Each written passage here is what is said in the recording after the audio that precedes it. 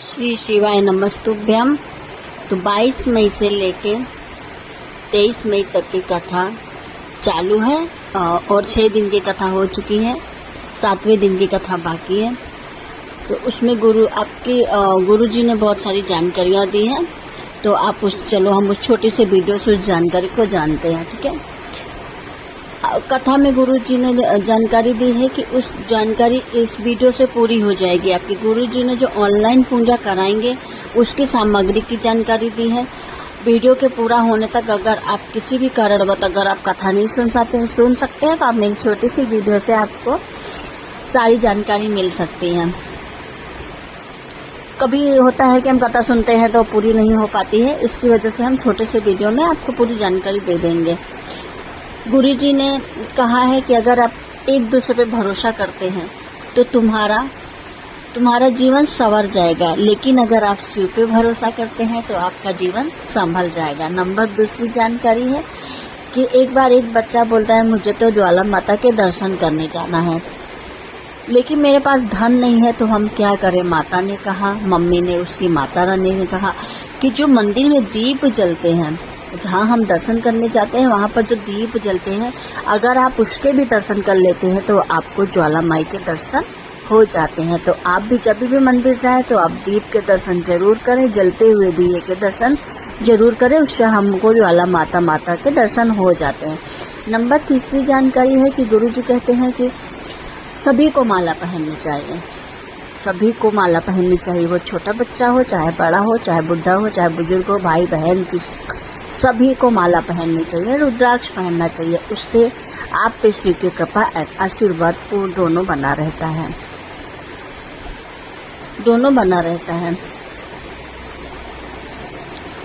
और चौथी जानकारी दिया है कि अगर हम मंदिर जाते हैं तो हमको किसी की बुराई नहीं करनी है। कोई कथावाचक हो या फिर कोई पंडित जी हो, गुरु जी हो या बड़े हो, बुजुर्ग हो, उनके हमको मंदिर में बुराई नहीं करनी चाहिए। उससे हमको पशु का जीवन मिलता है। तो आप भी जब भी मंदिर जाए, दर्शन करें, सेवा करें और अपने मंत्र का जाप करें, लेकिन किसी के बारे में कोई बात नहीं करें।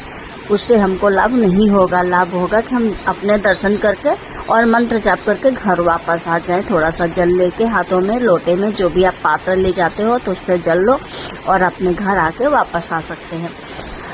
5वीं जानकारी ये दिया है कि 13 जून को जो हम ऑनलाइन कथा होने वाली है शाम को 7 बजे, तो उसकी सामग्री है थोड़ा, तो आप भी नोट कर लीजिए। उसमें से 1 लोटा जल है, 1 लोटा क्या है, जल है।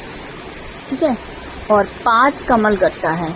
चाहे कमल गट्टा आप चाहे फूलों के पास मिलता है आप वहाँ से भी ले लो, नहीं है अगर तो आपको गोल कलर का जाके कोई भी शॉप में जिसमें राशन मिलता हो, पूजा की सामग्री जहाँ मिलती हो वहाँ पर आपको मिल जाएगा। चावल 108, काली मिर्च वो हम पता है, हम पहले कर चुके हैं ऑनलाइन तो हमको पता ही है। काली मिर्च, बेलपत्री 7, बेलपत्री कितनी लेनी है, 7। 3 गोल सुपारी लेनी है। कितनी सुपारी लेनी है, 3 सुपारी लेना है।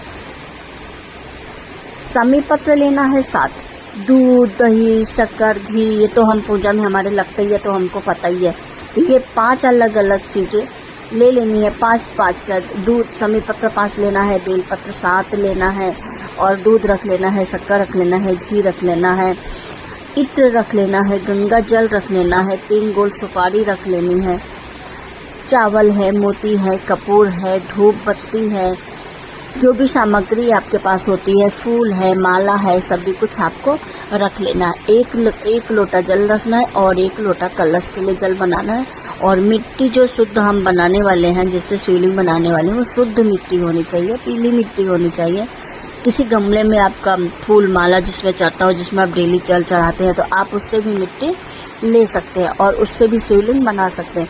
तो 13 तारीख का बहुत अच्छा दिन है। तो आप भी सभी लोग आप भी थोड़ा टाइम निकाल के, चाहे ऑफिस में हो चाहे जॉब में हो, थोड़ा सा टाइम निकाल के जरूर करें।